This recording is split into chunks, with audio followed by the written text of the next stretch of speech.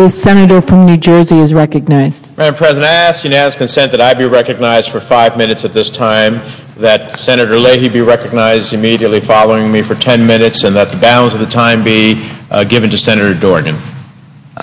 Without objection, so ordered. Madam President, I rise to speak in support of the Higher Education Opportunity Act.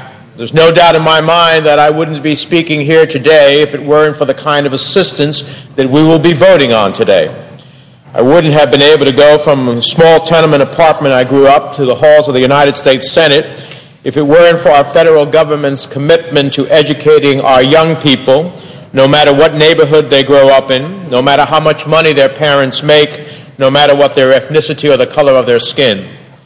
I was the first person in my family to go to college and then to law school, thanks to Pell Grants and Perkins loans. The fact that I could get a quality education and was willing to work hard meant that the American promise was real for me. And I believe that providing every child who is willing to work hard with the same opportunities I had so they can achieve their God-given potential should be the unalienable birthright of every American. Supporting our children's future isn't just a social responsibility, it is an economic necessity. Just a few decades ago, workers could find a good-paying job and comfortably raise a family on the strength of their high school diploma. The times have changed. If we're going to stay at the apex of the curve of intellect and innovation, we're going to be the economic power we were in the 20th century going forward into the 21st century, then we have to do all we can to educate our children and prepare them to compete. Unfortunately, we're in danger of falling behind. At the same time, we're seeing higher education become increasingly more important. We're seeing it become increasingly less affordable. We're seeing students pass up the opportunity to get a higher degree because they're so pressured to pay their bills today, they can't focus on what's best for them tomorrow. We're seeing so many students who do go to college leave with 2 pieces of paper that they will carry for the rest of their lives. Their diploma in one hand and the bill for their tuition loans in the other. So what we need, Madam President, is a brain power stimulus package.